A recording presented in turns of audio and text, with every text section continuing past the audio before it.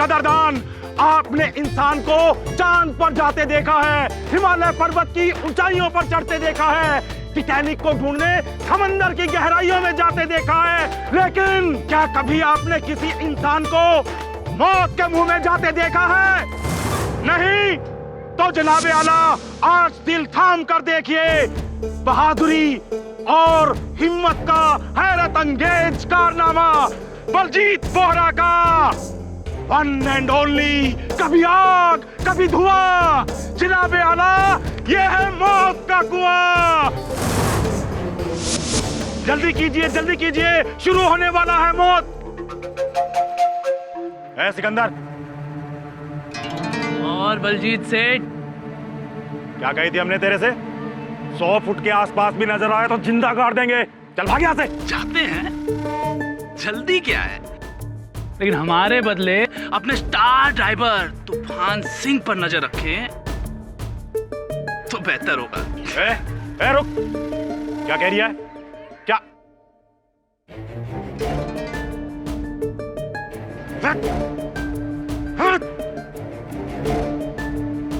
क्या कह रही है? क्या मतलब क्या तेरा? ए, सुन।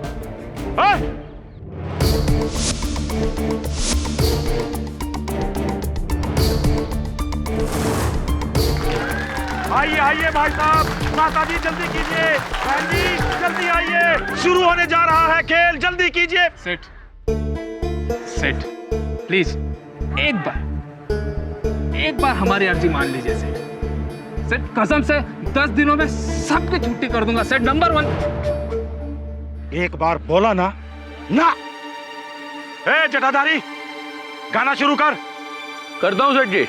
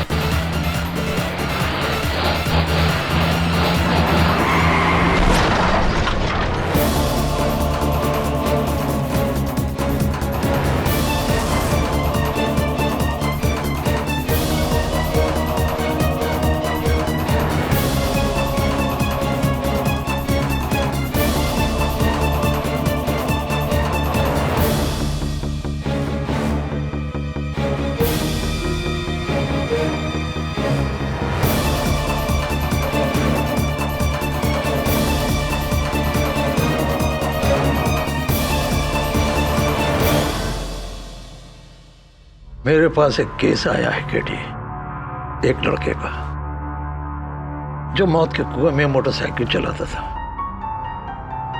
जैसा कि मैंने समझाया कि इस महीने मेरा हार्ट का ऑपरेशन होने वाला है, इसलिए मैं ये केस नहीं ले पाऊंगा। मैं चाहता हूं कि मेरी जगह तुम ले लो। मैं ही क्यों सर? क्योंकि मुझे लगता है कि वो लड़का सिकंदर बेगुनाह है। अगर उसे कुछ हो गया या उसे जेल हो गई तो बड़ी मुसीबत में फंस जाएगा। उसके पिता से मेरे पुराने ताल्लुकात हैं। 9 लोगों के परिवार का अकेला कमाने वाला है। इसलिए मैं चाहता हूं कि ये केस समझ लो। चौबे सर, आप मेरे गुरु विद्याधर गोखले के सहपाठी हैं। आपकी बात मैं कैसे नकार सकता हूँ? अवश्य लड़ूंगा। चलिए केस के बारे में बताइए, किसकी हत्या हुई है? मौत के कुएं में गाड़ी चलाने वाले आदमी तूफान सिंह की। और 20 रेस में 30 फुट की ऊंचाई से गाड़ी नीचे गिर गई। उसका आधा शरीर उसके बोझ के नीचे दब गया और इंटरनल हेमरेज की वजह से उसकी वहीं मौत हो गई। चौबे सर, ये तो हत्या नहीं, दुर्घटना है। Case of accidental death, simple. KD, ये केस इतना सिंपल होता तो मैं तुम्हें यहाँ नहीं बुलाता। ये केस बहुत डिफिकल्ट है और इसकी सबसे बड़ी वजह मैं हूं।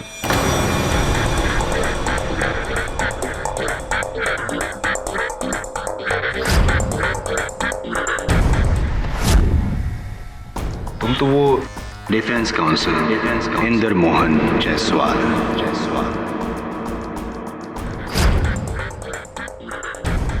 इंदर मोहन जायसवाल जी, तो आप हैं अभियोग पक्ष के वकील? यस मिस्टर पाठक, एक बार आपके लिए केस लड़कर हारा था, अब आपके खिलाफ केस लड़कर जीतूंगा। गुमान है आपका? ना गुमान ना अनुमान, पूरा यकीन। Half an hour case solved. मौत का कुआं, योर ऑनर, इस खेल का नाम मौत का कुआं यूं ही नहीं पड़ा। एक बंद कुएं में 70-80 किलोमीटर प्रति घंटे की गति से गाड़ी चलाना, एक छोटी सी चूक मौत को निमंत्रण देना है। और ऐसा ही उस दिन तूफान सिंह उर्फ राम खिलावन सिंह के साथ हुआ। वाहन चलाने में उनसे भूल हुई और ये दुखद दुर्घटना घटी।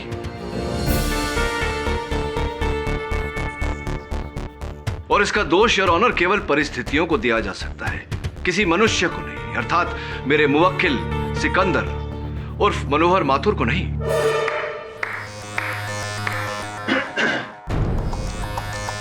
हादसा ना की हत्या। आई एंटिसिपेटेड। मुझे मालूम था कि आप यहीं से शुरू होंगे। अदालत को यह भी बता दीजिए कि यह हादसा कैसे हुआ। Of course your honour, police जांच और दर्शकों के अनुसार उस दिन तूफान सिंह की गाड़ी की गति अचानक धीमी पड़ गई, जिसके कारण सेंट्रीफ्यूगल फोर्स यानी कि अब केंद्रीय पकड़ टूटा और उनकी गाड़ी कुएं के तल्ले पे जा गिरी। आप शायद मेरी बात को ठीक से समझे नहीं मिस्टर पाठक। अच्छा, नहीं समझा, समझाइए ना। जी जरूर। ये तो सिर्फ मौत की वजह हुई योर ऑनर। मैं इस मौत की वजह के पीछे जो वजह है उसकी बात कर रहा हूं। I'll explain it to you. Your honour, तूफान की पोस्टमार्टम रिपोर्ट। इस रिपोर्ट में साफ लिखा गया है कि तूफान के शरीर में अल्कोहल यानी कि देसी शराब की ट्रेसेस को पाया गया था। वो नशे की हालत में गाड़ी चला रहा था।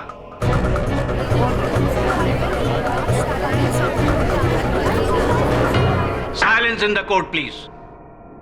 योर ऑनर, अभी अभी अभियोग पक्ष ने मेरी दलील पर मोहर लगा दी है। तूफान सिंह नशे की हालत में था, इसके चलते उसका संतुलन टूटा और ये दुर्घटना घटी। इसमें मेरे मुवक्किल सिकंदर का क्या दोष है? इस सवाल का सही जवाब मौत के कुएं के मालिक बलजीत सिंह देंगे।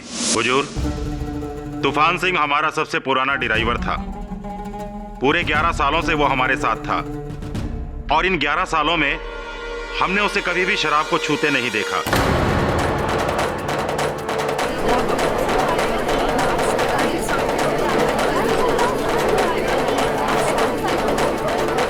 Silence please. नशा करना तो दूर, वो शराब को हाथ तक नहीं लगाता था।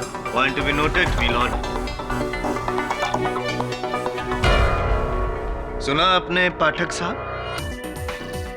अभी आप ही बताइए कि जो इंसान शराब को छूता तक नहीं था, वो भारी मात्रा में शराब पीकर इस मौत के कुएं में उतरकर अपनी मौत को दावत भला क्यों देगा?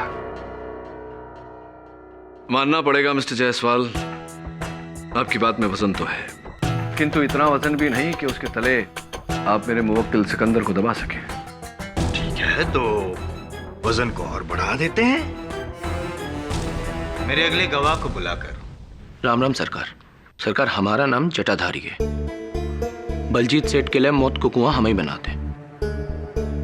कुएं का सारा डिजाइन और सबकी सुरक्षा की जिम्मेदारी सबका जो हमारे यहाँ तन में है सरकार। 4 जनवरी कि उस अंतिम खेल से पहले तुमने क्या देखा था जटाधारी? जो देखा था सच सच बता। सरकार, वो कहा है कि बाद दिन तो हम नीचे बैठे खेल की तैयारी कर रहे थे, तभी हमने सिकंदर को तूफान सिंह के पास जाते देखा। वो कहा है ना सरकार की बाकी कुछ दिन पहले ही सिकंदर को बलजीत सेठ ने तड़ी पार किया था। तो बाबा खत्म हम चकराए कि सिकंदर वहां क्या कर रहा है। यार तूफान, कैसे हो भाई? देख तूफान, तुमने हमारे और मोहिनी के बारे में जो सेठ जी को सारी बातें बताई है ना, इस बात से हम बिल्कुल नाराज नहीं है, कसम से। अच्छा, यही बताने आया तो मुझे? यही बात है। और ये औरत जो होती है ना, वो चीज ही ऐसी होती है, हम मर्दों को आपस में लड़वा देंगी, उनका तो कुछ जाता नहीं, नुकसान तो हमारा होता है। बात तो तेरी सही है यार, वैसे भी ये मोहिनी है ना, बड़ी मीठी छुरी है। वही तो। अब उस मोहिनी के लिए हम दोनों आपसी दुश्मनी क्यों पैदा करें? गलत बोल रहा तो बोल। चाय पिएगा? चल चाय पिएगा। ओ बाबू भैया, हाँ जी। जरा 2 कड़क सुलेमानी लाना, स्पेशल वाली। इसलिए हम यहाँ हैं तुम्हें समझाने कि उस मोहिनी से जरा दूरी रहो, वरना तुम्हें भी ले डूबेगी वो। वो तो मुश्किल है। ये आ गई चाय। देख, तू तो जानता है ना कि मैं अंदर ही अंदर मोहिनी से कितना प्यार करता हूँ। सेठ की बीबी हुई तो क्या हुआ, दिल तो अपना भी है ना। ये बात तो सही है। चीयर्स। अबे चाय है जुकाम की दवा? अरे ये बाबू की स्पेशल चाय है, खेल शुरू होने से पहले के लिए एकदम परफेक्ट। इससे दिमाग खुला रहता है। पीले पीले, अरे पीले यार, हम कह रहे हैं ना, पीले। गटक जाए एक बार। सरकार, ये बात तो पक्की है कि बावखत उस चाय में शराब या ठर्रा मिला हुआ था, वरना वो कभी खुद से शराब नहीं पीता था साहब। योर ऑनर, यही वो 2 ग्लासेस है जिसमें सिकंदर और तूफान सिंह ने क्या कहा? सुलेमानी चाय पी थी। और इनके फॉरेंसिक रिपोर्ट के अनुसार इसमें भारी मात्रा में देसी शराब यानी कि हाई कंटेंट ऑफ अल्कोहल पाया गया है, योर ऑनर। जी हाँ पाठक साहब, इसका मतलब यह है कि आपके मौकिल ने जानबूझकर शराब पिलाई थी। श्रीमान इंदर मोहन जायसवाल जी, मेरे एक प्रश्न का उत्तर दें कृपया कर। जरूर। शराब पिलाई चाहे जिसने भी, चाय बनाई किसने? मेरे मुवक्किल सिकंदर ने या चाय वाले बाबूलाल ने? साहब जी, हमने कुछ नहीं किया साहब जी। साहब जी, हमको कुछ नहीं पता है साहब जी। हमें तो ये भी नहीं पता साहब जी कि उस दिन चाय में शराब मिलाई गई थी। हमने तो सिर्फ वो किया जो सिकंदर भाई ने करने को कहा, राम कसम।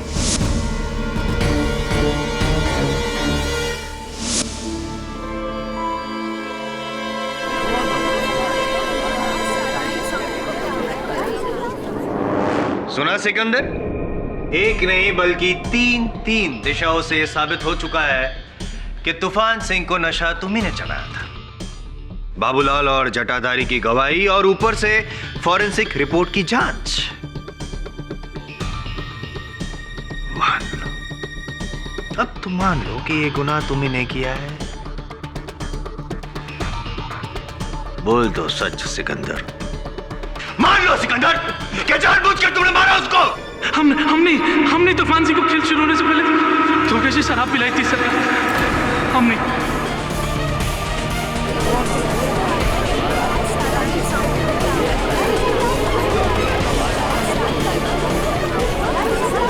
Silence in the court please. लेकिन हम जानबूझकर उसका जान नहीं लेना चाहते थे सरकार। हम तो बस हमारे साथ किया गया बर्ताव का बदला लेना चाहते थे। मोहिनी बलजीत सेठ जी की पत्नी, लेकिन पिछले 1 साल से मेरा और मोहिनी का संबंध था, जिस बात की खबर सिर्फ तूफान सिंह को थी, और वो जलता भी था क्योंकि मोहिनी को वो भी पसंद करता था। और ये राज की बात जाके उसने बलजीत सेठ जी को बता दी, और अंजाम सुन, आस पास इधर दिखना भी नहीं, वरना खाल उधेड़ कर भूसा भर दूंगा, समझा?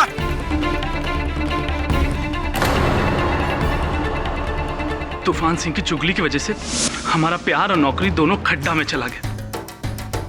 इसी बात का बदला लेना चाहते थे हम तूफान सिंह से। 6 महीने पहले बलजीत सेठ ने एक टर्न ड्राइवर को काम पर से निकाला था क्योंकि शराब पीकर गाड़ी चला रहा था। हमने भी तूफान सिंह को इसी तरीके से निकालने की सोची, ताकि जिस तरीके से उसने हमारी नौकरी छीनी थी, ठीक उसी तरीके से उसकी नौकरी छीने हम।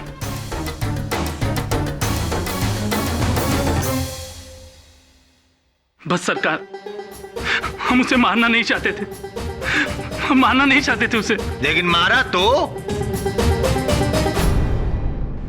योर ऑनर, मैं आप भी बताइए कि अगर मैंने किसी बंदे को धोखे से शराब पिला दी और उस शराब के नशे में उस बंदे ने एक्सीडेंट कर दिया और उस एक्सीडेंट की वजह से उसकी मौत हो गई, तो गलती किसकी, उसकी या मेरी?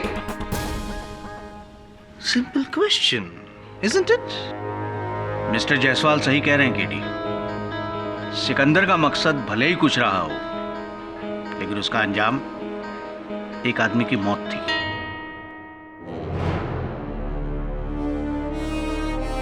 Minute on track.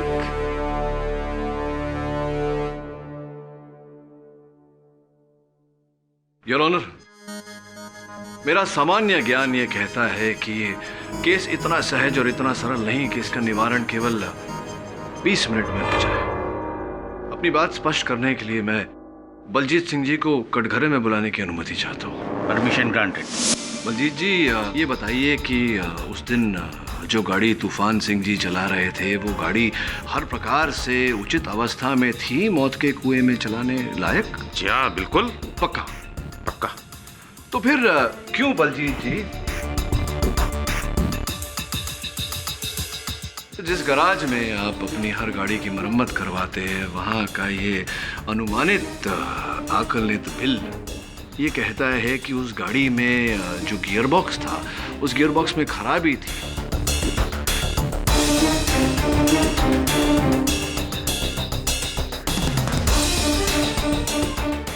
और लिखा हुआ है यहाँ कि तुरंत आपको वो गियरबॉक्स बदल लेना चाहिए। आपने बदला था गियरबॉक्स? जी,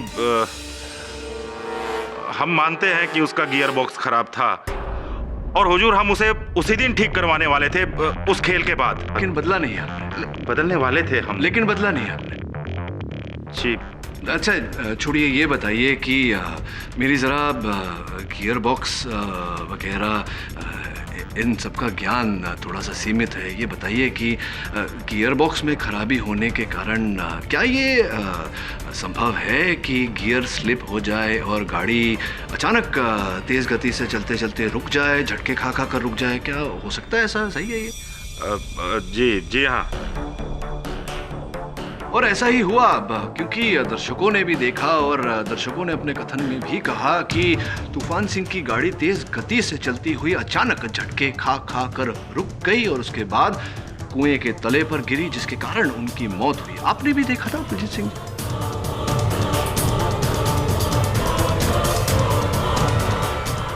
बलजीत सिंह जी हाँ, देखा था। तो इसका अर्थ ये हुआ कि तूफान सिंह की मृत्यु हुई आपकी गाड़ी के गियरबॉक्स के कारण, जिसके उत्तरदायी आप हैं, और इसका दोष हमें आपकी गाड़ी के गियरबॉक्स को देना चाहिए, आपको देना चाहिए, ना ही वाहन चालक तूफान सिंह को, ना ही मेरे मुक्कल सिकंदर को। क्या था सही? लेकिन योर ऑनर, सिकंदर की इस हरकत को नजरअंदाज नहीं। मिस्टर बलजीत, क्या आप कबूल करते हैं कि मौत के कुएं में चलने वाली उस गाड़ी में कोई खराबी थी, दोष था? हम मानते हैं, लेकिन ऐसा तकनीकी दोष जिससे गाड़ी का हादसा भी हो सकता था। जवाब दीजिए मिस्टर वोरा। जी हाँ हाँ, हादसा हो सकता है हुजूर।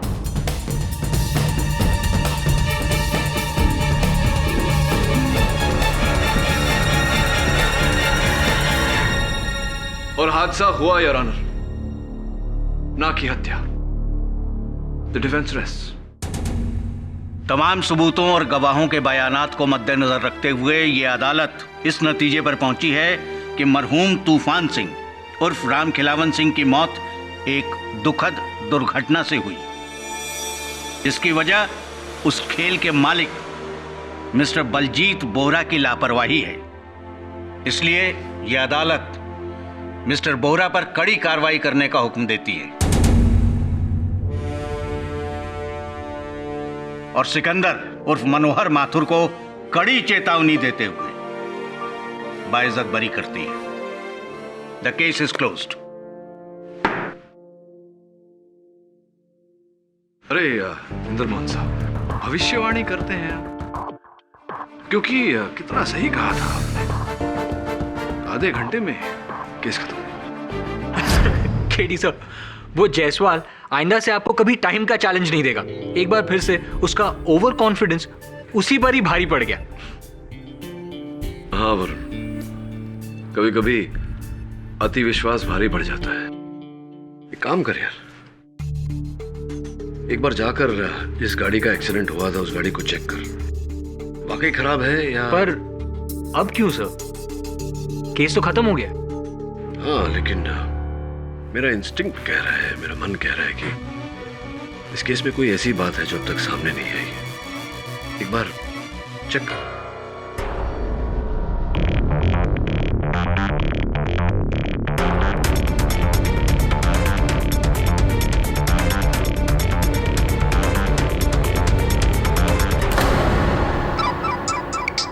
हाँ वरुण बोल। गाड़ी में एक टूटी हुई घड़ी मिली है। और कुछ? हाँ सर, एक बहुत ही अजीब बात है। गाड़ी में जो गियर बॉक्स है वो बिल्कुल नया है और मैकेनिक का कहना है कि गाड़ी बिल्कुल परफेक्ट रनिंग कंडीशन में है। तू एक काम कर, उस गाड़ी को लेकर इंस्पेक्टर दवे के पास पहुंच। लेकिन सर, इससे केस फिर से खुल जाएगा और शक फिर से सिकंदर पर आ जाएगा। अगर सिकंदर निर्दोष है तो मैं उसे बचा लूंगा, लेकिन उसे सुरक्षित रखने के लिए मैं असली हत्यारे को खुला नहीं छोड़ सकता।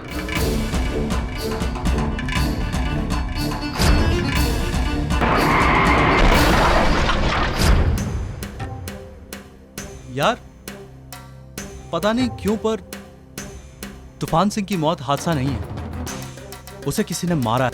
मतलब? यार जिस दिन तूफान सिंह की गाड़ी गिरी उस दिन माहौल में कुछ था, पता नहीं क्या, पर हमें पहले से महसूस हो गया था कि कुछ था। अबे क्या घुमा फिरा के बोल रहे हैं? अबे 9 साल से बाइक दौड़ा रहे हैं हम यहाँ पे। साला पता नहीं उस दिन बाइक की स्पीड अपने आप कम ज्यादा हो रही थी, अपने आप। इसका मतलब तुम ये बात कहना चाहते हो कि उस दिन तुम्हारी भी बाइक खराब थी? नहीं यार जटा, गाड़ी खराब नहीं थी, बाइक में कोई प्रॉब्लम नहीं थी यार। मैं कह रहा हूं तूफान सिंह की मौत हादसा नहीं है, उसे किसी ने मारा ही है।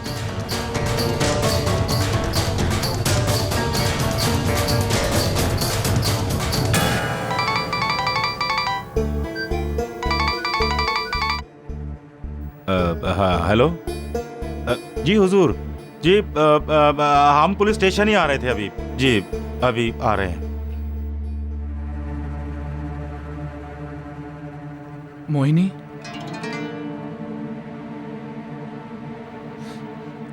ये क्या कर रही हो मोहिनी?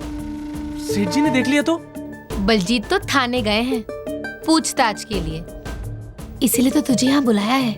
और ये क्या है, तू कहाँ जा रहा है? हम वापस भोपाल जा रहे हैं, अपने परिवार के पास, हमेशा हमेशा के लिए जा रहे हैं। अच्छा, और हमारा क्या होगा? नहीं मोहिनी, हमारे बीच जो कुछ हुआ वो ठीक नहीं था, लेकिन अब हम बलजीत सेठ जी के साथ और नमकरामी नहीं कर सकते। अरे वाह, तेरे को बचाने के लिए हमने बलजीत को फंसा दिया ताकि उसके जाते ही तेरा और मेरा रास्ता साफ हो जाए। हम कुछ समझे नहीं। उस दिन मौत के कुएं में जाने के 2 घंटे पहले तूफान सिंह ने खुद अपनी गाड़ी में नया गियर बॉक्स डलवाया था। गाड़ी बिल्कुल सही थी और ये बात सिर्फ हमें पता थी, बलजीत को भी नहीं। तो ये बात तुमने उस दिन अदालत में क्यों नहीं कही मोहिनी? क्यों बोलते भला? ताकि बलजीत को लापरवाही के इल्जाम में जेल ना हो और तुझ पर खून का इल्जाम लग जाए। हाँ देख सिकंदर, तेरे लिए हमने इतना बड़ा झूठ बोला और तू है कि हमें ही... कौन है वहाँ? देख जाकर, अगर किसी ने मुंह खोल दिया ना पुलिस के सामने तो तू और हम फंस जाएंगे। लेकिन जा।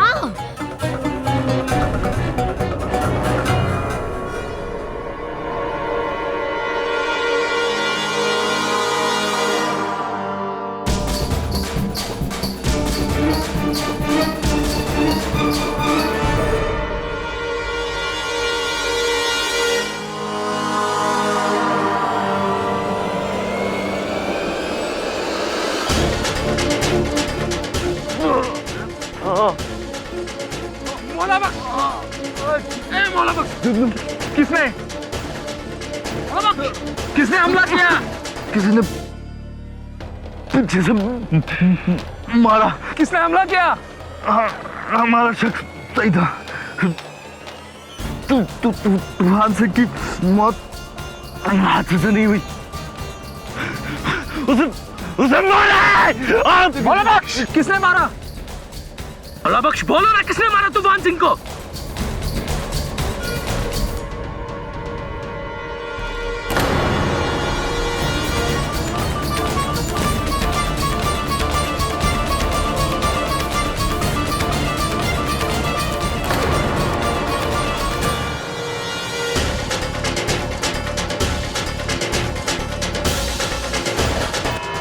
हाँ, तो सिकंदर, मौला बख्श पर किसी ने लोहे के सलिए से सर पर वार किया और उसकी मौत हो गई।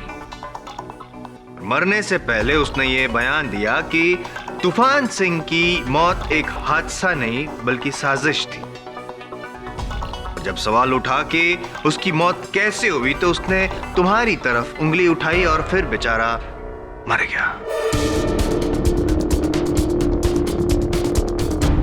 योर ऑनर, इससे यही साबित होता है कि सिकंदर ने पहले तूफान सिंह को मारा और फिर जब इस बात का मौला बख्श को पता चला तो तुमने उसको भी मार डाला। जी नहीं साहब, हमने किसी को नहीं मारा।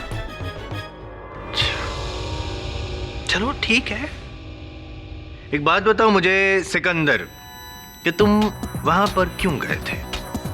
कुछ मरम्मत करने वगैरह तो नहीं किए होंगे? नहीं नहीं, फिर क्यों गए थे?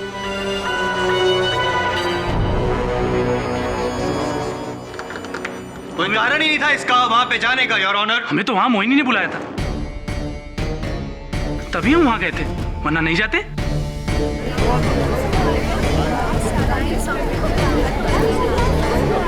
Order order. हमने तुम्हें बुलाया था? कब? झूठा। साहब, ये झूठ बोल रहा है, बल्कि तो ये जबरदस्ती हमारे पास आया था और हमसे कहने लगा हमारा पति बलजीत वो तो जेल चला जाएगा और फिर हम दोनों का रास्ता साफ है। और हमसे कहने लगा कि हम फौरन इसके साथ भोपाल भाग चलें। फौरन क्यों? क्योंकि मौला बख्श को हमारे प्लान के बारे में सब कुछ मालूम पड़ गया था कि तूफान सिंह को मैंने मारा।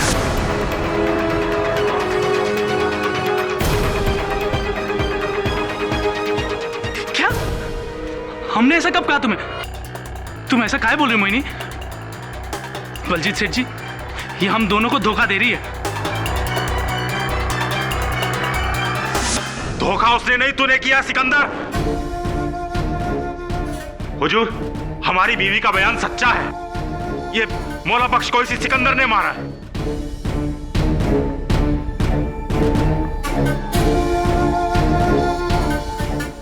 सरकार, ये दोनों मियां बीवी मिलकर हमको फंसा रहे हैं। हुजूर, अगर हम झूठे हैं तो हमारे आदमियों से पूछ लीजिए जो इसके गहरे दोस्त हैं, जिन्होंने सारी कहानी सुनी है। हुजूर, ये बात सही है। मौला बख्श ने हमसे कहा था, उसे खबर थी कि सिकंदर ने ही तूफान सिंह को मारा है और ये जटाधारी भी वही था। ये बात सच है। मौला बख्श ने हमसे कहा था कि तूफान सिंह को सिकंदर ने मारा है।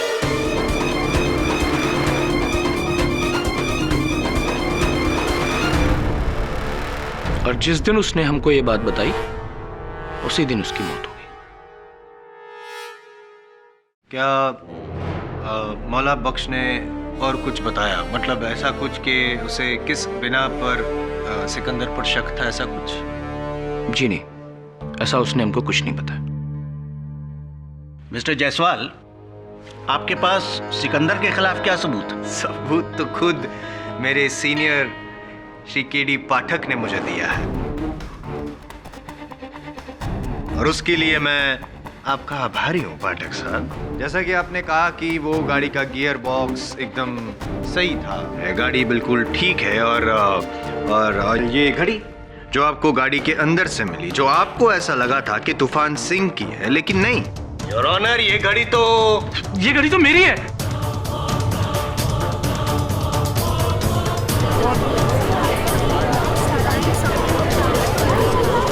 Silence in the court please.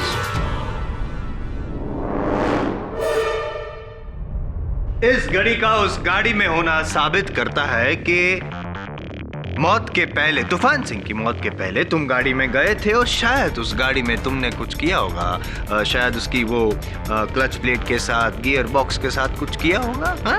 कुछ छेड़खानी, और ये करते हुए मौला बख्श ने तुमको देख लिया होगा, और इसीलिए तुमने उसको मारा। नहीं, ये झूठ है। शराब! 4 जिंदा लोग और एक मरते हुए आदमी की गवाही क्या झूठी है? तुमने ही मारा तूफान सिंह को भी और मौला बख्श को भी, और यह साबित मैं नहीं, तुम्हारे वकील केडी पाठक ने किया है सिकंदर, केडी पाठक ने।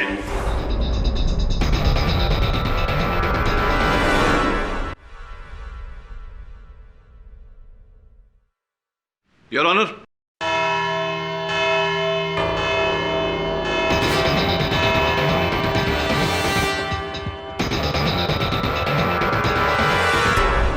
टाइम खत्म हो गया केडी जी आपका। उप्स, सॉरी, अदालत का। केडी सर, उस घड़ी ने केस को और उलझा दिया सर। मैं घड़ी नहीं, गाड़ी के बारे में सोच रहा था। और 60-70 किलोमीटर प्रति घंटे चलती हुई गाड़ी अचानक रुकेगी क्यों? जो भले ही तूफान सिंह नशे में था, लेकिन वर्षों से इस खतरनाक खेल को खेल रहा था। उसे तो पता होगा ना कि गाड़ी रोकने से मृत्यु निश्चित है, वो क्यों ब्रेक मारेगा? 2 ही ऑप्शन है सर, या तो तूफान सिंह ने कोई गलती की थी, या फिर गाड़ी में कोई गड़बड़ी थी।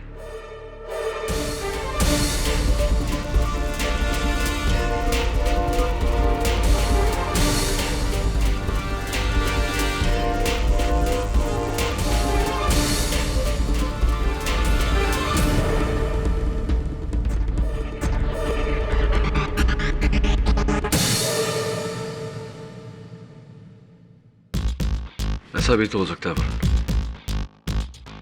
कि खराबी ना गाड़ी में थी ना तूफान सिंह में। जिस पथ पर वो गाड़ी चल रही थी वही खराब थी, मौत के कुएं में खराबी थी।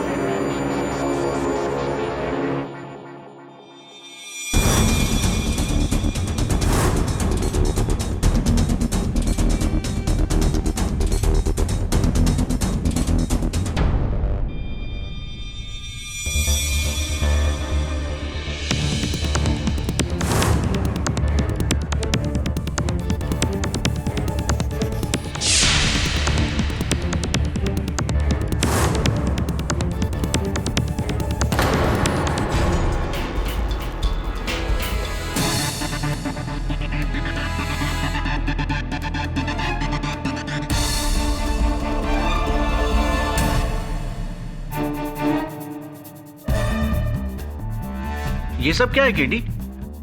प्यासी के पास कुआं लाना तो सुना था केडी साहब, तो मौत का कुआं हमारे पास लेके आए। यहाँ पे मौत का प्यासा कौन है भाई? योर ऑनर, मैं अपने इस प्रयोग को समझाऊं उससे पहले मैं बलजीत बोरा जी को कटघरे में बुलाने की अनुमति चाहता हूं। अनुमति? बलजीत जी, आपके मौत का कुआं किस वस्तु से बना हुआ है? जी लकड़ी का। लकड़ी के लंबे लंबे तख्तों को जोड़कर बनाया गया है। केवल लकड़ी या कुछ और भी? जी नहीं, सिर्फ लकड़ी का। पक्का? पक्का। तो फिर उन लकड़ी के तख्तों के बीच लोहे के तख्त क्यों पाए गए?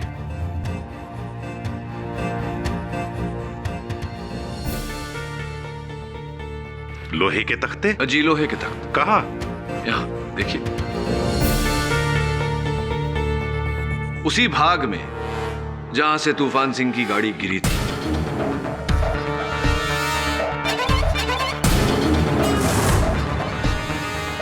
और मरते समय मौला बख्श ने इसी ओर इशारा किया था, किंतु कोई समझ नहीं पाया क्योंकि इन लोहे के तख्तों पर लकड़ी समान रंग लगा हुआ था। क्या कहेंगे इस बारे में आप? हुजूर, कसम से हमें कछु ना पता है ये सब का है। आप जटाधारी से पूछिए ना, मौत के कुएं को बनाने का पूरा काम उसी का है। दरअसल सरकार, कुएं के उस हिस्से की लकड़ी गल गई थी और सिर्फ उसी हिस्से पर सबसे ज्यादा दबाव पड़ता है, इसलिए हमने वहां लकड़ी के बजाय लोहा लगा दिया और उस पर रंग इसलिए लगा दिया ताकि वो अलग न दिखे। अब आप ही बताइए, इसमें हमने क्या गलत किया? अब तक तो मैंने ऐसा नहीं कहा कि आपने गलत किया। ये बताइए कि उन लोहे के तख्तों के पीछे ये हुक्स क्यों लगा रखे हैं आपने? सरकार, ये तो खाली हमने इसलिए लगाए थे ताकि जब हम इन लोहे के तख्तों को उतार कर उन लकड़ी के तख्तों को वापस लगाएं तो इन्हें आसानी से उतार सकें, बस। वैसे आप हमसे इस तरीके के बेतुके सवाल काहे पूछ रहे हैं? जटाधारी जी, संभवतः आपको मेरा अगला प्रश्न बेतुका न लगे। मौत के कुएं के पास एक तंबू से हमें ये मोटे मोटे तार मिले जिसके आगे ये चिमटे लगे हुए हैं। क्या उपयोग होता है इन तारों का? ये किसी काम नहीं आते। तो कोई तो उपयोग होता होगा। नहीं हुजूर, ये ऐसे कैसे वहां आ गए अगर कोई उपयोग नहीं होता तो? जी नहीं सरकार, कहीं नहीं। तो आए कैसे ये वहां? एक मिनट साहब, इन केबल्स को हमने जुगनू के हाथ में देखा था।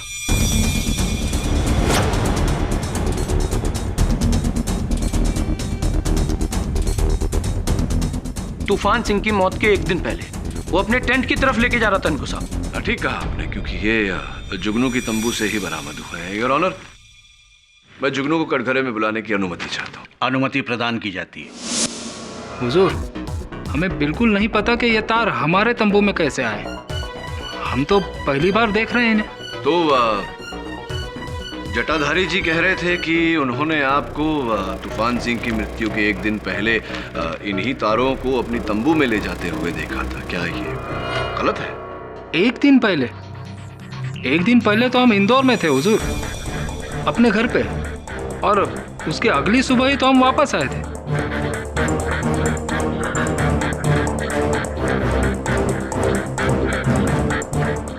हम पे यकीन कीजिए हुजूर। यकीन करते हैं आपकी बात पर जुगनू जी, और वो इसलिए योर ऑनर क्योंकि इस बात की पुष्टि हम कर चुके हैं। जुगनू जी वाकई उस दिन इंदौर में थे, किंतु इन तारों का इनकी तंबू से पाया जाना इस बात का संकेत है कि कोई इन्हें इस कांड में फंसाने की चेष्टा कर रहा है। योर ऑनर, इन केबल्स का इन मौतों से क्या लेना देना? Is there any cable connection? Your honour, ये बाल्टी, ये गाड़ी, ये मैग्नेट, ये लोहे के हुक्स, कुछ समझ में नहीं आ रहा है। क्या ज्ञान देना चाह रहे हैं आप हमें मिस्टर पाठक? ये ज्ञान नहीं जायसवाल जी, विज्ञान की बातें हैं ये। आई सी। समझाता हूं धीरे धीरे। योर ऑनर, मौत के कुएं के दीवार पर मोटरसाइकिल या गाड़ी का बिना गिरे घूमने का कारण होता है सेंट्रीफ्यूगल फोर्स, यानी कि अपकेंद्रीय बल की पकड़, जो किसी भी तेज गति से गोल गोल घूमने वाली वस्तु को गहरे दबाव से दूर फेंकती है। कारणवश वो वस्तु गिरती नहीं। ये तो हम सब जानते हैं योर ऑनर, ये टाइम वेस्ट हो रहा है कोर्ट का। जायसवाल साहब, क्यों इतना व्याकुल होते हैं आप? कहा ना, समझाता हूं। ये गाड़ी, इसे करते हैं ऑन और इसे इस छोटे से मौत के कुएं में चला देते हैं।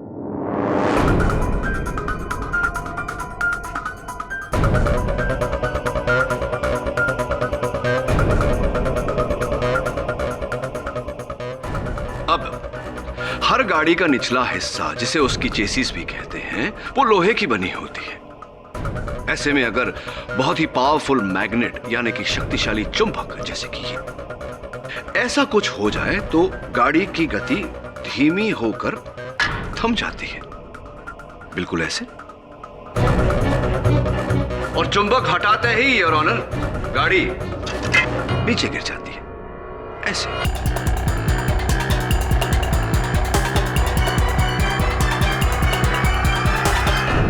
समझे मिस्टर जायसवाल? योर ऑनर, असल में यही खेल था उसका जिसने पहले सिकंदर को फंसाया और अब कटघरे में झूठ बोलकर जुगनू को फंसाने का प्रयास कर रहा है। Am I right or am I right, mister जटाधारी?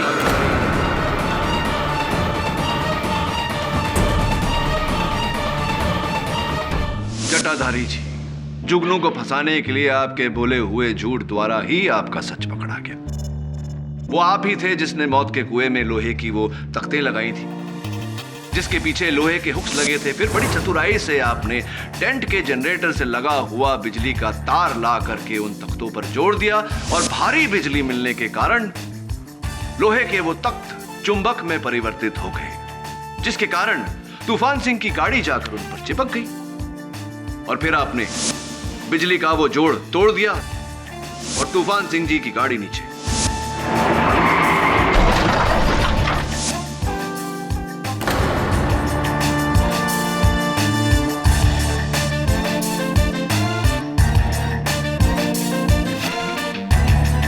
जटाधारी जी, देखिए मेरी इस मेहनत पर आप पानी ना फेरे, अपना अपराध ग्रहण करें और इकबाल जुर्म करें, क्योंकि अब आगे कुआं पीछे खाई बचने का कोई चांस नहीं है मेरे भाई। हम अपने भतीजे सोहन को इस गिरोह में नौकरी दिलाना चाहते थे।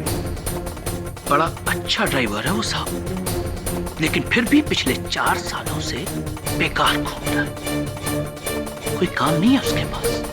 और ये बात हमने कई बार बलजीत सेठ को बोली, कई बार, लेकिन उन्होंने हमेशा मना कर दिया। हमेशा बोले कि जगह खाली नहीं है। तभी हमने सोचा क्यों न किसी एक को रास्ते से हटा दिया जाए, और उसी वक्त हमने वो लोहे के तख्त और चुंबक वाला प्लान बनाया। मार दिया तूफान सिंह को हमने।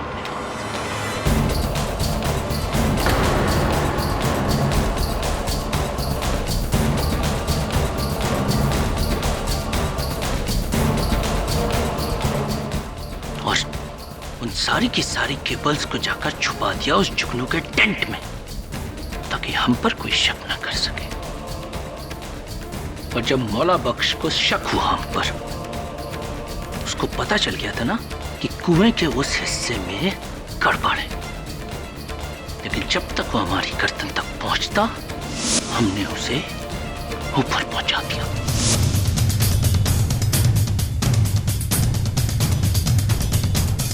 And now, Your Honor, if the prosecutor doesn't mind, the defense rests.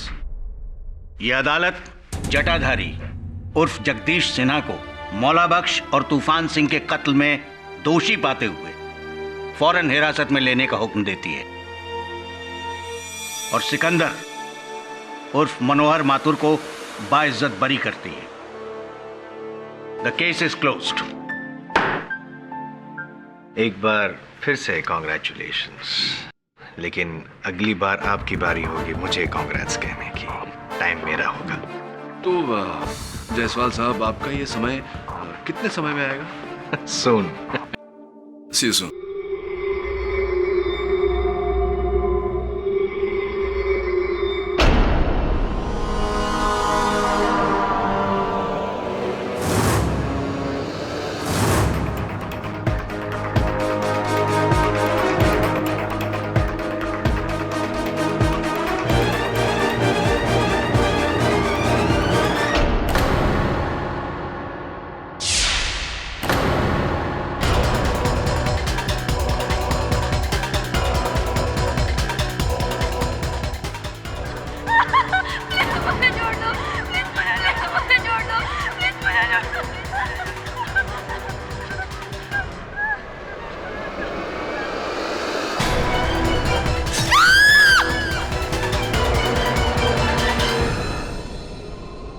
मुझे इनवाइट करने के लिए थैंक्स के। वैसे मुझे नहीं पता था कि लॉयर्स की पार्टी इतनी इंटरेस्टिंग होती है। वैसे एक बात बताओगे? एक मिनट। हेलो, क्या?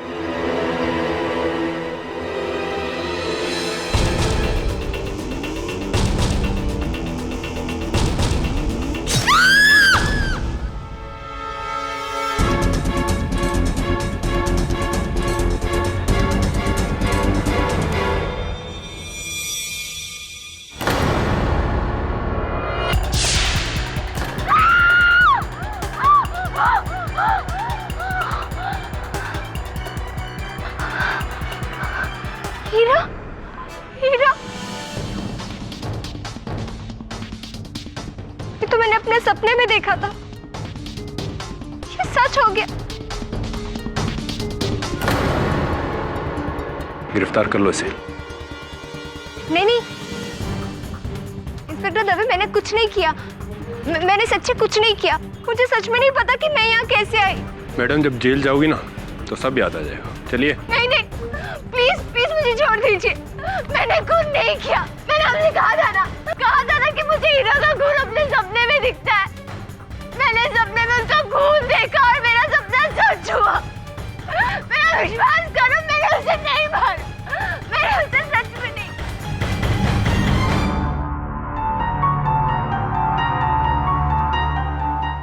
केडी, ये तुम क्या पढ़ रहे हो? पूर्व बोध के बारे में पढ़ रहा था मिसेस बिलमोरिया। पूर्व व्हाट? प्रेमोनिशन। किसी घटना के होने से पहले उसका आभास होना। ये लड़की है दृष्टि। उसका कहना है कि सपने के माध्यम से उसे पता चला है कि ईरा नामक एक लड़की की हत्या होने वाली। क्या ये सब सच्ची होता है? विज्ञान में तो इसका कोई आधार नहीं मिसेस बिलमोरिया। इस कारण अदालत में साबित करना बहुत कठिन है। मिस दृष्टि, आपकी लॉयर कहाँ है? दृष्टि जी की लॉयर मैं हूँ, योर ऑनर।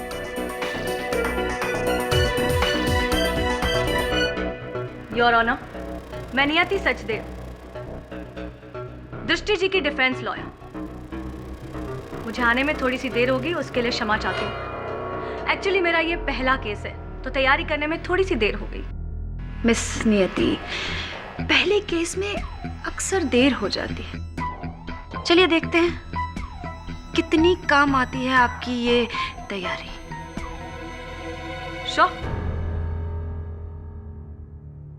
प्रीमोनिशन यानी होने वाली चीजों का पहले से आभास हो जाना।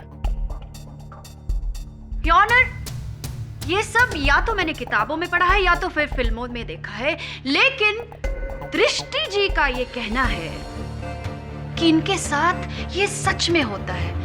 क्यों दृष्टि जी? जी। तो दृष्टि जी, आप कोर्ट को ये बता सकती हैं कि जिस रात कत्ल हुआ उस दिन एग्जैक्टली क्या हुआ था? उस रात घर में मैं अकेली थी। मेरे पति पार्थ और नव्या दोनों भी घर में नहीं थे। और फिर मैंने भी दवाई ली और मैं सो गई। फिर मैंने वही सपना देखा। मैंने सपने में देखा कि कोई ईरा को मार रहा है। मैं डर गई और जब मैं अचानक उठी तो मैंने अपने आप को ईरा की लाश के पास पाया।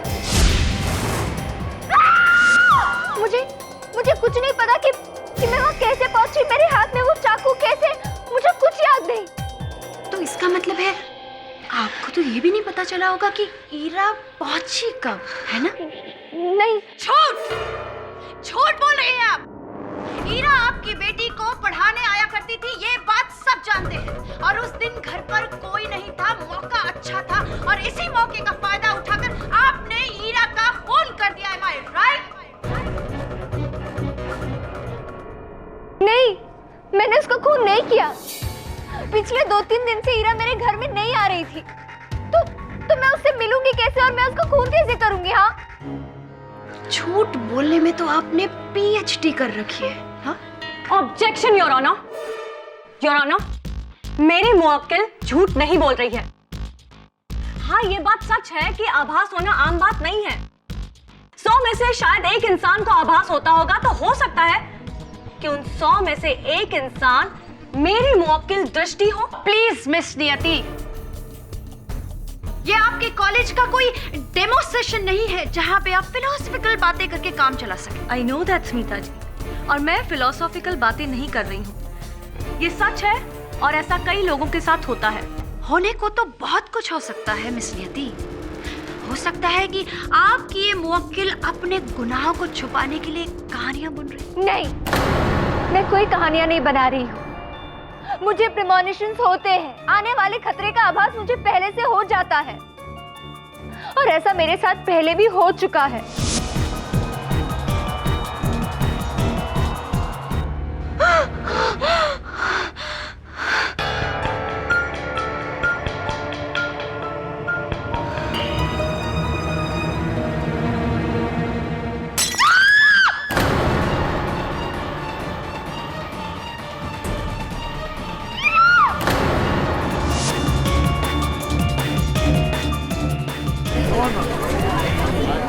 Order order.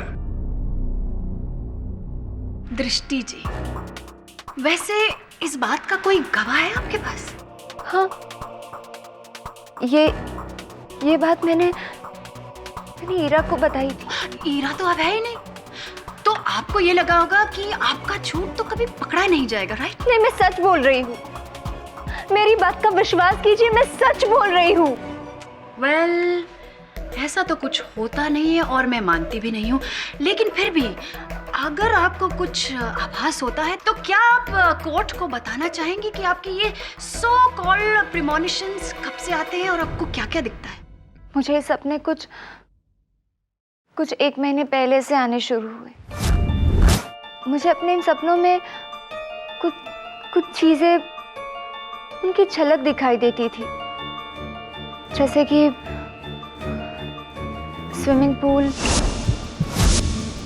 मेरा गार्डन। फिर एक दिन मुझे ईरा के सर से खून नजर आए, पर उसके चेहरे पे मुस्कुराहट थी।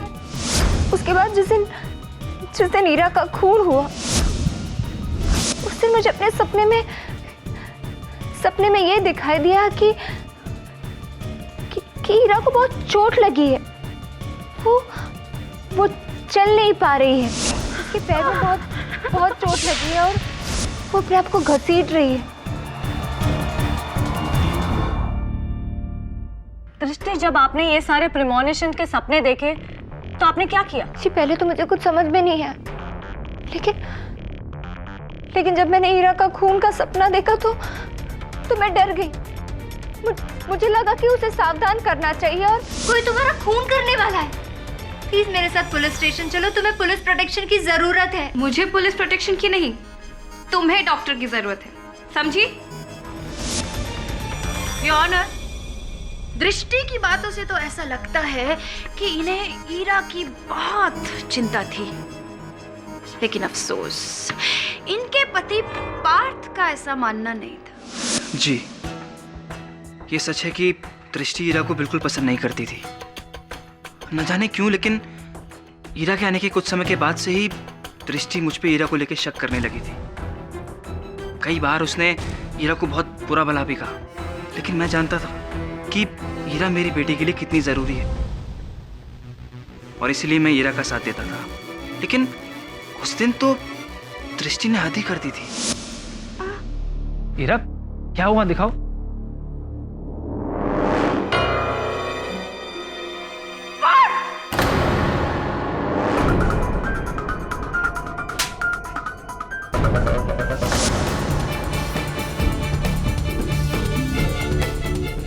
ऑनर, इतना गुस्सा कि उस गुस्से के कारण इन्होंने ईरा का खून ही कर दिया। ऑनर, मैं ईरा के फियांसे युग को इस कटघरे में बुलाना चाहूंगी। दृष्टि को ऐसा लगने लगा था कि ईरा और उसके पति पार्थ के बीच कुछ है, जबकि ऐसा नहीं था। ईरा सिर्फ दृष्टि की बेटी, जिसे कि डिसलेक्सिया है, उसे पढ़ाने जाती थी, और दृष्टि ने एक बार खुद मुझसे कहा था कि अगर मैंने ईरा को नहीं समझाया तो वो उसे छोड़ेगी नहीं। 1 मिनट मिस्टर युग, उस दिन ईरा को कुछ हो गया है, ऐसा आपको क्यों लगा? ईरा कहीं गई भी तो हो सकती थी। ऐसा नहीं हो सकता, क्योंकि ईरा कहीं भी जाए मुझे फोन हमेशा करती। उस दिन उसका कोई फोन नहीं आया। फोन नहीं आया? योर ऑनर, ये रहे मिस्टर युग के फोन रिकॉर्ड्स और फोन रिकॉर्ड से साफ जाहिर होता है कि ईरा ने उस दिन युग से ठीक 3 बजे बात की थी। राइट मिस्टर युग? हाँ, याद आया, सॉरी। ईरा से उस दिन बात के बाद मेरी चिंता और बढ़ गई थी। ईरा ने मुझे फोन पे कहा था कि वो दृष्टि से मिलने जा रही है। मैं नहीं चाहता था वो दृष्टि से मिले और उनके बीच की प्रॉब्लम और बढ़े। मैंने ईरा को कहा भी कि वो दृष्टि से मिलना तो दूर, उससे फोन पे भी कोई बात ना करे और ना ही वो पार्थ से किसी भी तरह की बात करे। लेकिन मिस्टर युग, आप मुझे एक बात बताएंगे कि जिस रात ईरा का कत्ल हुआ था, उस रात 7 से 9 बजे के बीच में आप कहाँ थे? मैं ईरा को ढूंढ रहा था, हर उस जगह पे जहां वो हो सकती है। मेरी हमारी कॉमन फ्रेंड नव्या से भी बात हुई। जी हाँ, दृष्टि को ईरा पर शक था, लेकिन मैंने खुद अपनी आंखों से देखा था कि पार्थ और ईरा के बीच ऐसा कुछ भी नहीं था। ये सब सिर्फ दृष्टि का एक वहम था। नव्या, ये तुम क्या कह रही हो? झूठ क्यों बोल रही हो तुम? तुमने तो मुझसे कहा था कि पार्थ और ईरा की नजदीकियां बढ़ रही है। मैंने कब कहा था? तुम झूठ क्यों बोल रही हो नव्या? सच बोलो ना। योर ऑनर, मुझे ऐसा लग रहा था कि दृष्टि को वहम हो रहे हैं और इसी वजह से वो अपनी शादीशुदा जिंदगी बर्बाद कर रही है। इसीलिए मैं उसे एक साइकियाट्रिस्ट डॉक्टर कपूर के पास भी लेकर गई थी। जी हाँ, दृष्टि जी मेरी पेशेंट है, उन्हें डिप्रेशन की प्रॉब्लम है और इसके लिए मैंने उन्हें कुछ एंटी डिप्रेसेंट्स भी दिए थे। Thank you doctor. Your honour, बात एकदम साफ है। दृष्टि जी दिमागी रूप से बीमार हैं और इसी बीमारी के चलते हुए उन्होंने ईरा का खून कर दिया।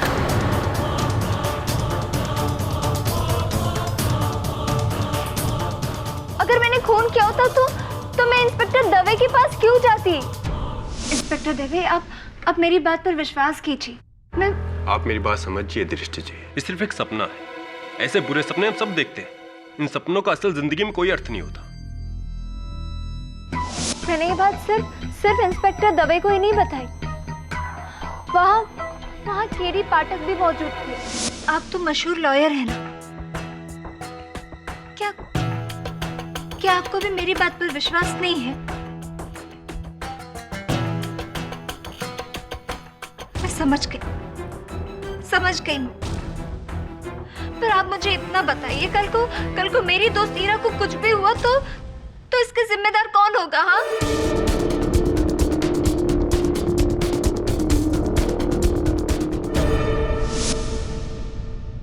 If I am not mistaken दृष्टि जी, तो क्या आप मिस्टर के.डी. पाठक की बात कर रही हैं? द मशहूर लॉयर के.डी. पाठक?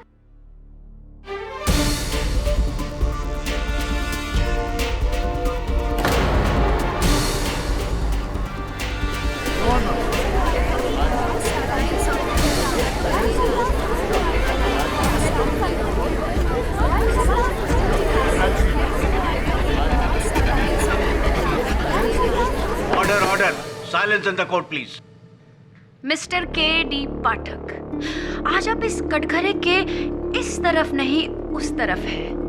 कैसा लग रहा है आपको? स्मिता जी, मुझे पूरा विश्वास है कि आपने मुझे यहाँ तक इस प्रश्न के उत्तर के लिए नहीं बुलाया होगा। क्यों ना हम मूल विषय पर आ जाएं? तो फिर ठीक है मिस्टर पाठक, आप इस कोर्ट को यही बता दीजिए कि कत्ल की रात आप वहाँ क्या कर रहे थे? जब युग ने इंस्पेक्टर दवे को फोन किया तो दवे साहब मेरे साथ ही थे, मेरी गाड़ी में थे, इसलिए मैं उन्हें वहां तक ले गया। तो मिस्टर के.डी. पाठक, आपने वहां क्या देखा? जब हम वहां पहुंचे तो दृष्टि के पास खून से सना हुआ चाकू देखा और स्विमिंग पूल में ईरा की लाश। और क्या सबूत चाहिए योना? ईरा की लाश का दृष्टि के घर के स्विमिंग पूल से मिलना। इंस्पेक्टर दवे और मिस्टर के.डी. पाठक का उन्हें मौका वारदात पर मिलना, मर्डर वेपन पे इनकी उंगलियों के निशान, ये सब साबित करते हैं कि दृष्टि ही कातिल है।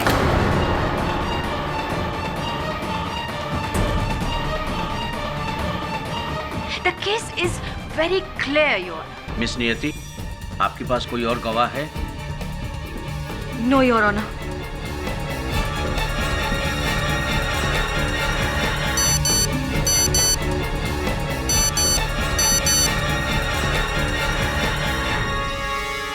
तमाम सबूतों और गवाहों के मद्देनजर ये अदालत इस नतीजे पर पहुंची है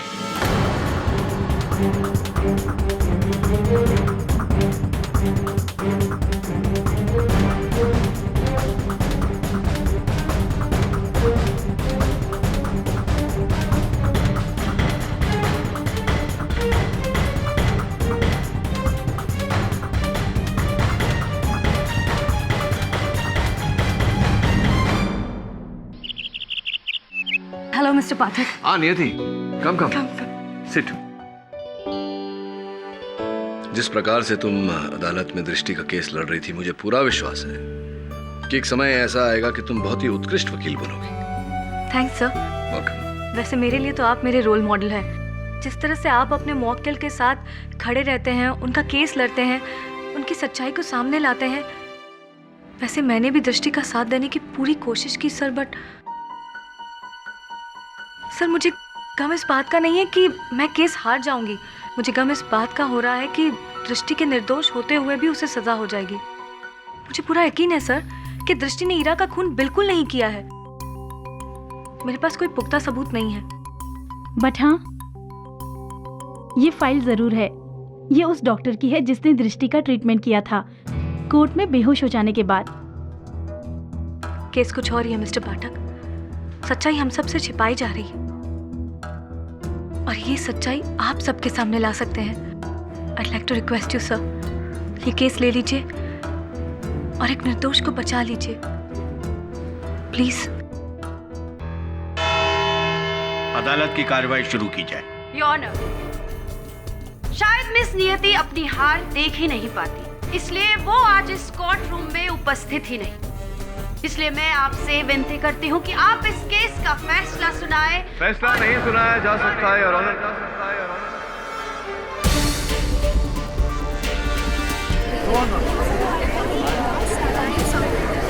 order order, silence in the court please. क्योंकि ये केस अब तक समाप्त नहीं हुआ। Mister KD Pathak ji miss Rai, शायद आप भूल रहे हैं कि ये केस खत्म हो चुका है और इस केस का फैसला मेरे ही हक में होने वाला है, क्योंकि इस कोर्ट में मैं ऑलरेडी साबित कर चुकी हूँ कि दृष्टि ने ही ईरा का खून किया है। नहीं, भूल मैं नहीं, आप रही हैं। आप बहुत शीघ्र विषय वस्तु भूल जाती हैं मिस राय। अभी तो मैंने कहा कि ये केस अभी तक खत्म नहीं हुआ, क्योंकि अब भी कुछ ऐसे सत्य हैं जो अदालत से छिपाए जा रहे हैं ना। योर ऑनर, मैं अदालत से अनुरोध करता हूं कि मुझे इनके केस की पैरवी करने दी जाए। ये रहे मेरे कागज पत्र। इजाजत। हाँ तो दृष्टि जी, सुना है आपको पूर्वाभास होता है, पूर्व सूचना मिलती है, दूसरे शब्दों में प्रेमोनिशंस। तो दृष्टि जी अदालत को बताएं कि किन बातों को लेकर ये आभास हुए हैं आपको। ईरा का सीढ़ी से गिरना, ईरा को चोट लगना और मैंने ईरा का खून भी होते हुए देखा था। तो इसका अर्थ ये हुआ कि जितने भी पूर्वाभास हुए हैं आपको, वो ईरा को लेकर हुए हैं। जी। कभी कुछ और नहीं। कभी विचारा कि ऐसा क्यों? अजीब नहीं लगा आपको? हाँ, पर लेकिन योर ऑनर, दृष्टि झूठ बोल रही है। वास्तविकता में इन्हें कोई पूर्वाभास नहीं होता।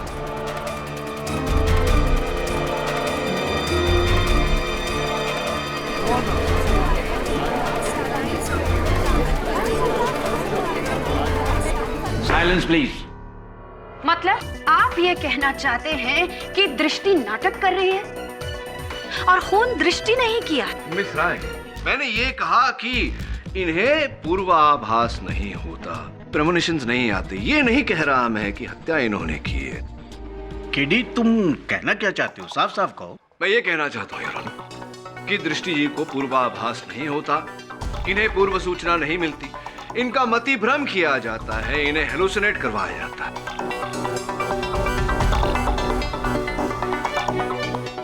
क्या?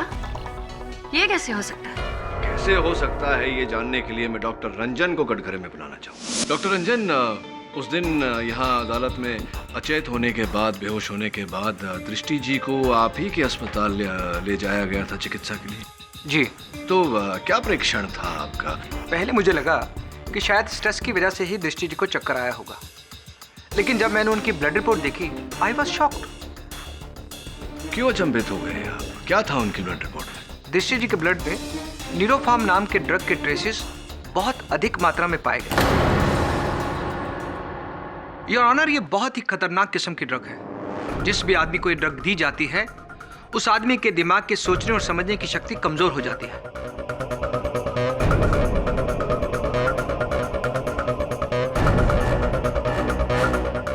और इस ड्रग का असर कम से कम 3 से 4 घंटे तक रहता है। जिस भी इंसान को यह ड्रग दी जाती है वो कुछ घंटों के लिए अपने दिमाग पर अपना कंट्रोल खो बैठता है। ऐसे में अगर उस इंसान को कोई आवाज सुनाई जाती है या कोई घटना दिखाई जाती है जो असलियत में वहां है ही नहीं, तो भी वो उसे सच मानने लगता है। उसे लगता है कि वो घटना या वो आवाज उसने सपने में कहीं देखी या सुनी है। और इस सारे प्रोसेस को हेलुसिनेशन कहते हैं। दृष्टि जी के साथ भी कुछ इसी तरह से हो रहा था। उन्हें हेलुसिनेट किया जा रहा था। इस ड्रग की मदद से कोई चाहता था, जानबूझकर इंटेंशनली उन्हें एहसास दिला रहा था कि इरा मरने वाली है। ऐसा नहीं हो सकता, क्योंकि मैं कोई ड्रग्स नहीं लेती। योर ऑनर, दृष्टि जी की बात दुर्भाग्यवश बिल्कुल सही भी है और बिल्कुल गलत भी। मतलब? इसका अर्थ यह हुआ योर ऑनर कि कोई इन्हें आम दवा के बहाने न्यूरोफॉर्म खिलाया करता था, इनका मति भ्रम किया करता था और इन्हें इस बात का ज्ञान तक नहीं होने दिया। दृष्टि जी, आपको दवा कौन खिलाता था? मेरी दवाई की जिम्मेदारी तो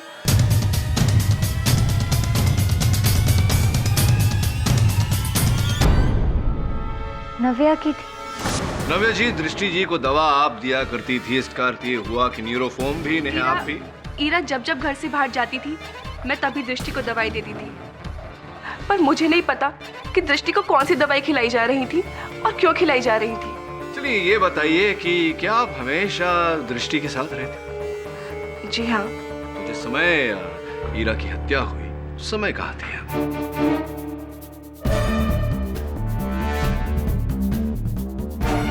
क्या हुआ, याद नहीं यार? कोई बात नहीं, मैं याद दिला देता हूं। ईरा की हत्या के समय आप वहीं थी, हत्या के अवसर पर, हत्या के स्थान पर, और ईरा की हत्या में आपका हाथ भी था। योर ऑनर, न्यूरोफॉर्म जो दृष्टि को खिलाया जाता था वो गेट वेल मेडिकल स्टोर से लिया जाता था योर ऑनर, जिसकी कस्टमर आईडी पर सरप्राइज सरप्राइज नव्या जी का नाम।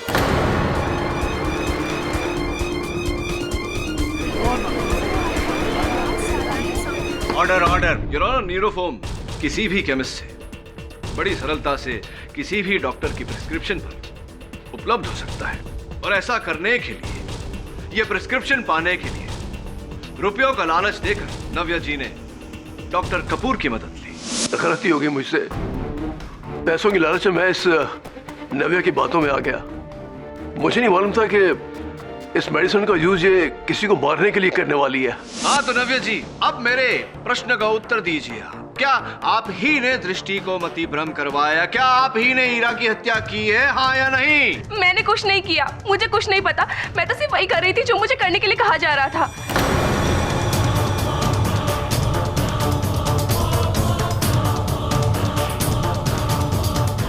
रियली? कहा जा रहा था? कौन कह रहा था आपसे ये सब करने को? बोलिए नव्या जी, किसके कहने पर आपने ये सब किया? ईरा। ईरा?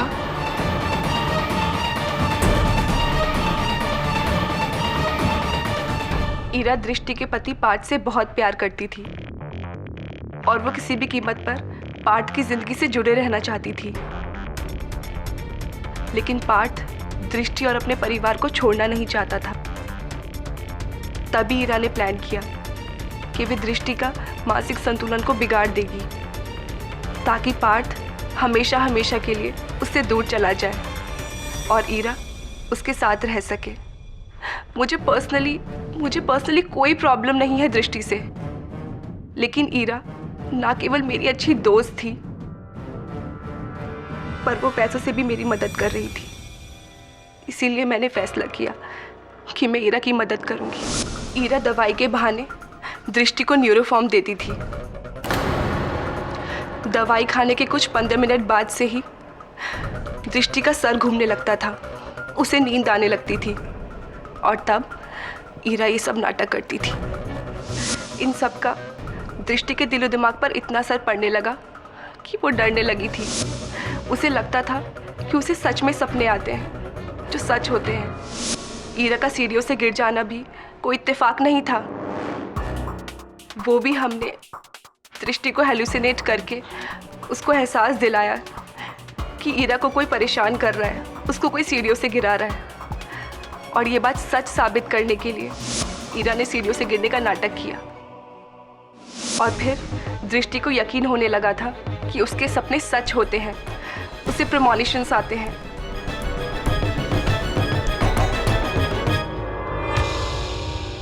एक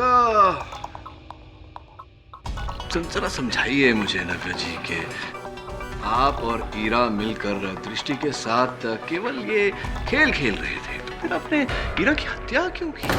मैंने ईरा को नहीं मारा। इनफैक्ट मुझे तो पता भी नहीं कि ईरा का खून कब हुआ और कैसे हुआ। योना, नव्या सही कह रही है। नव्या खून कर ही नहीं सकती, क्योंकि इसी अदालत में युग ने यह बयान दिया था कि उसी के कहने पर नव्या पूरी रात ईरा को ढूंढती रही। योना, ये रही उन लोगों की लिस्ट जिनसे नव्या ईरा की कत्ल की रात मिली थी। नव्या को लेट हो रहा था, इसलिए वो दृष्टि की फ्रेंड बीना के घर रुक गई थी। यानी ईरा के कत्ल के दिन वो वहां नहीं थी। अब किस पे इल्जाम डालेंगे मिस्टर केडी पाठक? क्यों इतने सीधे साधे केस को आप इतना कॉम्प्लिकेटेड बनाना चाहते हैं? प्रोसिक्यूटर महोदया, क्या ये नहीं हो सकता कि ईरा और नव्या के अलावा भी कोई ऐसा रहा हो जिनसे दृष्टि से बैर हो, भय हो, या ये कहूं कि ईरा से भय हो? मैं समझाता हूं।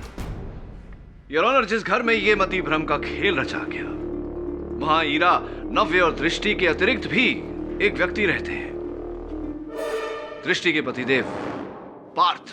बहुत ही दुखद बात है मिस्टर पार्थ, आपकी पत्नी को न्यूरोफॉर्म जैसा जोखिम भरा खतरनाक ड्रग दिया जा रहा था, उनके साथ मति भ्रम का खेल खेला जा रहा था, पागल करवाने का षड्यंत्र रचा जा रहा था, और आप चुपचाप देखते रहे। एनीवे, ये बताइए कि जिस समय ईरा की हत्या हुई आप कहाँ थे?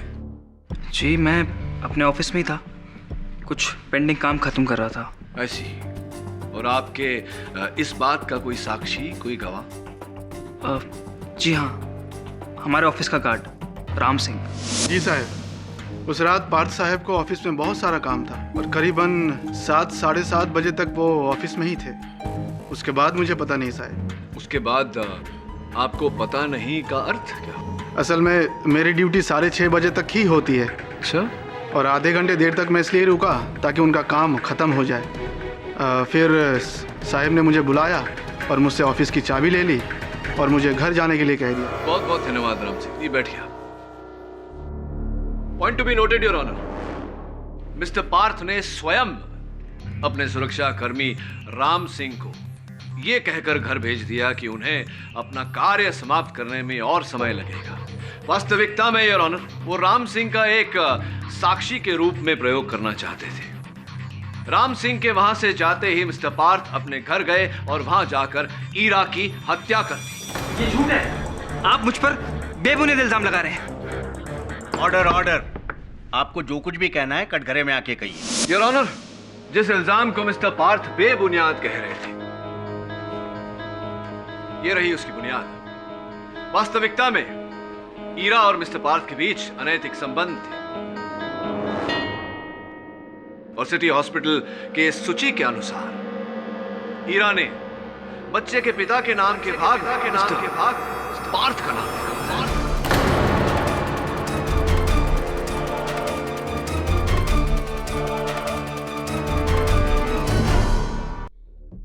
एक बात बताइए मिस्टर, क्या कोई महिला अपने बच्चे के पिता का नाम यूं ही लिखवा देती है बिना कारण? चलिए बताइए, उस बच्चे के पिता आप थे या नहीं, वरना मैं अदालत के सामने उस बच्चे का डीएनए रिपोर्ट भी पेश कर सकता हूं।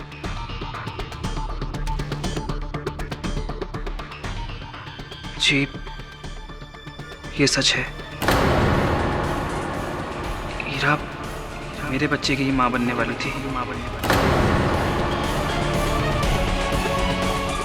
ये झूठ है।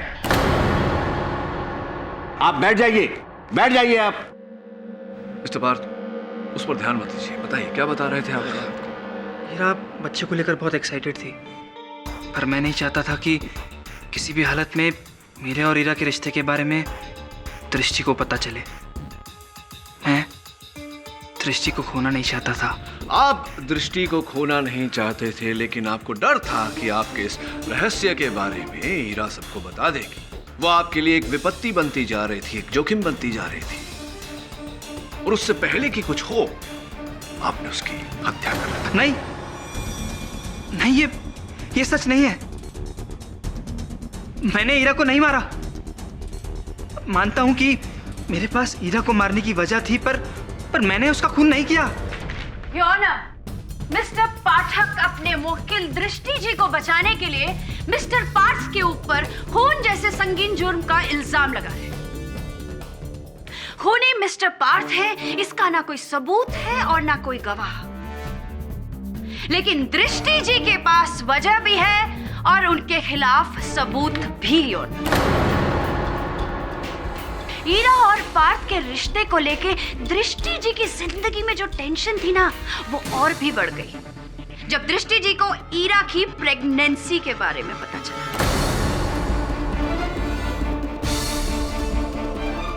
दृष्टि जी, क्या आपको इस बात की जानकारी थी?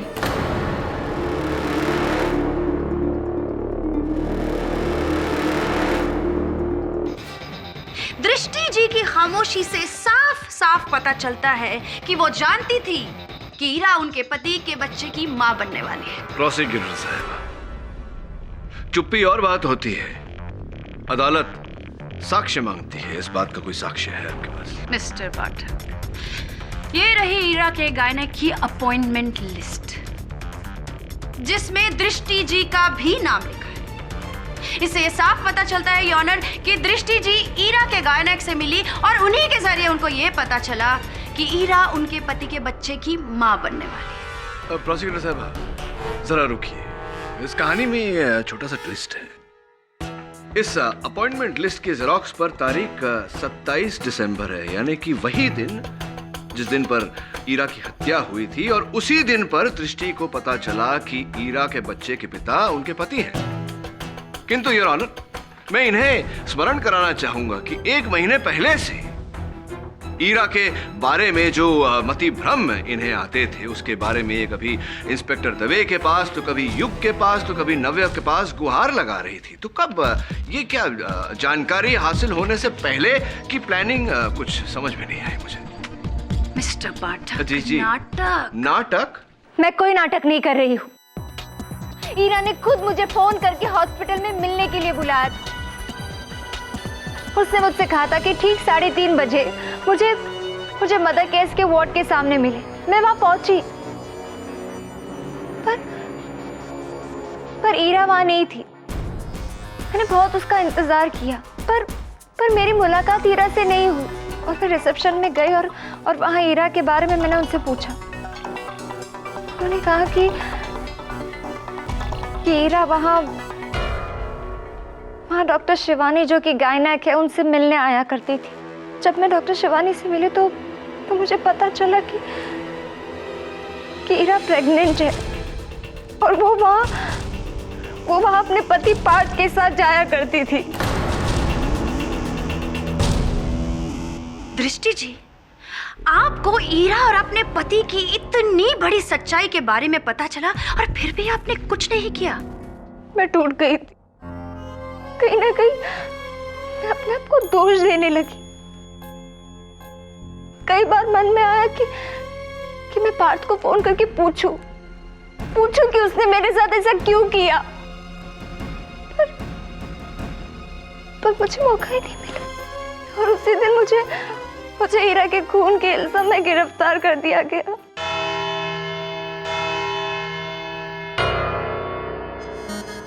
ये अदालत कल तक के लिए मुलतवी की जाती है।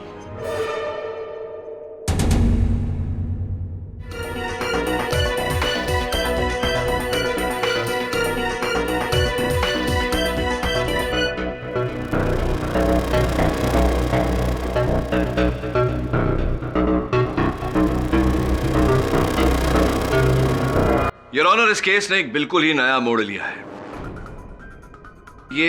ये मेमोरी कार्ड मुझे घटनास्थल से प्राप्त हुई।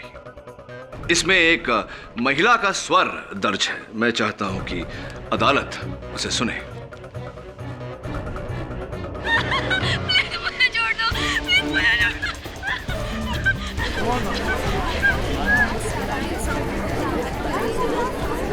Order order, silence in the court. ये तो ईरा की आवाज है। यही तो मुझे सुनाई देती थी हर बार। दृष्टि जी ठीक कह रही हैं योर ऑनर, ये स्वर ईरा की ही है। मैं चाहता हूं कि अदालत एक बार ध्यान से इस आवाज को सुने।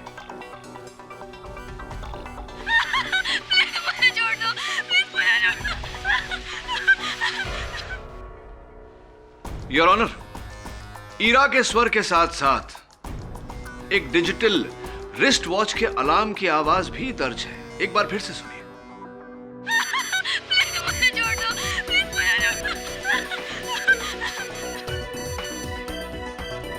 इसका अर्थ यह हुआ योर ऑनर कि वो व्यक्ति जिसने ये डिजिटल वॉच अपने हाथों में पहना था उस समय ईरा के साथ उपस्थित था जिस समय ईरा ने ये रिकॉर्डिंग बनाई थी। और सौभाग्य से your honour, digital wrist watch की यही आवाज मैंने यहां अदालत में उपस्थित एक व्यक्ति के हाथों में लगी हुई घड़ी से सुनी थी।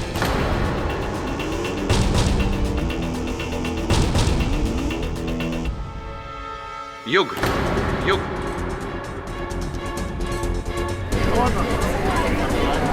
Order order, silence in the court please. हाँ तो युग अपनी घड़ी का अलार्म जरा अदालत को सुनाने का कष्ट करेंगे। लेकिन किट प्लीज।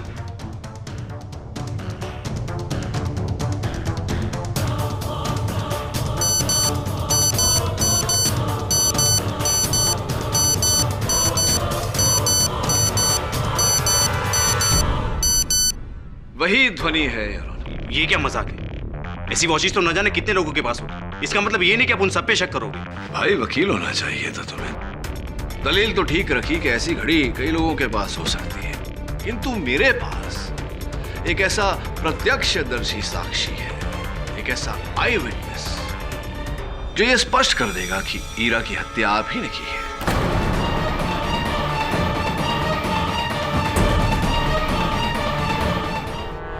योर ऑनर, युग का कहना है कि जिस दिन ईरा की हत्या हुई उस दिन इन्होंने ईरा से केवल एक बार फोन पर बात की। ये ईरा से नहीं मिले, किंतु मेरे साक्षी का कहना है कि उन्होंने इनको और ईरा को एक साथ उस अस्पताल में देखा। और मेरे सहायक वरुण उस साक्षी को किसी भी समय अदालत में लाते ही हो। इतना ही नहीं योर ऑनर, युग ईरा की गर्भावस्था के बारे में भी जानते थे। ईरा ने दृष्टि को अस्पताल बुलाया था और दृष्टि वहां पहुंची उनसे मिलने, लेकिन दोनों की मुलाकात होती उससे पहले युग वहां पहुंचे और वहां से ईरा को लेकर चले गए। उस क्षण के बाद किसी ने ईरा को जीवित नहीं देखा। युग जान गए थे कि ईरा के कोख में जो बच्चा पल रहा है उसका पिता पार्थ है और इसी का बदला लेने के लिए इन्होंने ईरा की हत्या कर दी।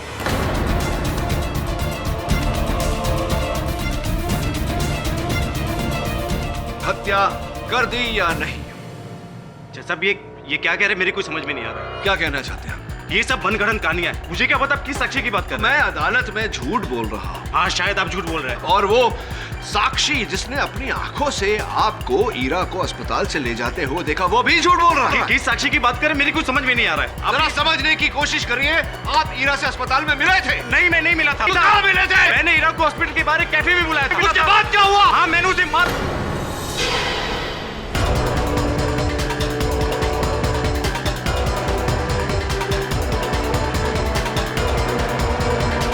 क्षमा चाहता हूं, कभी कभी सच को सामने लाने के लिए झूठ की सहायता लेनी पड़ती है।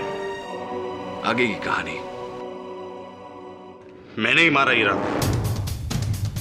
जिस खेल को उसने शुरू किया था उसे खत्म मैंने किया। मैंने ईरा को दृष्टि के यहाँ टीचर के जॉब पे लगाया, ये सोच के कि इससे मेरी दोस्त दृष्टि को मदद मिलेगी।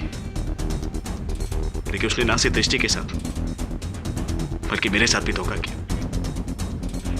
दृष्टि ने कई बार मुझे समझाया कि ईरा का बर्ताव सही नहीं है, वो मेरे साथ धोखा कर रही है।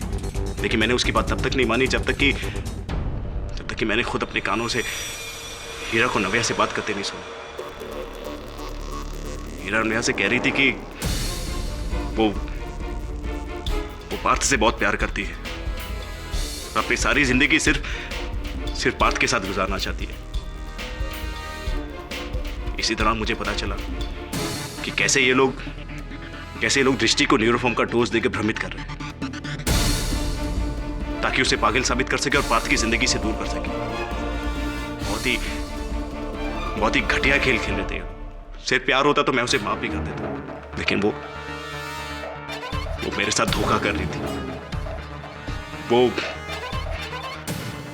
पार्थ के बच्चे की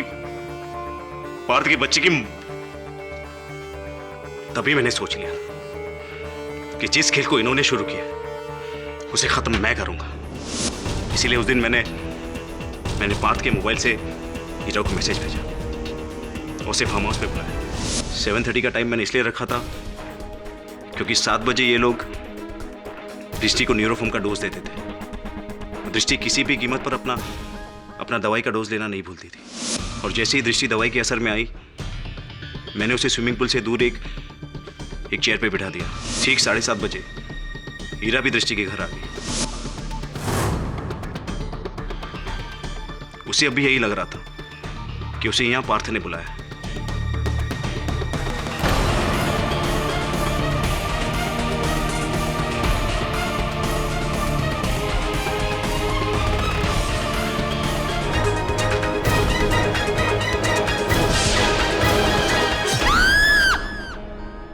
इस तरह मैंने हीरा को मारने के बाद दृष्टि को वहां जमीन पर लिटा दिया। वो खून भरा चाकू, चेहरे पे खून के दाग, सब मेरा किया हुआ। The defense rests, Your Honor. सारे सबूतों को मद्देनजर रखते हुए ये अदालत युग और नव्या को ईरा के खून में दोषी पाती है और उन्हें हिरासत में लेने का हुक्म देती है। साथ ही दृष्टि को इस इल्जाम से बाइज्जत बरी करती है। The case is closed.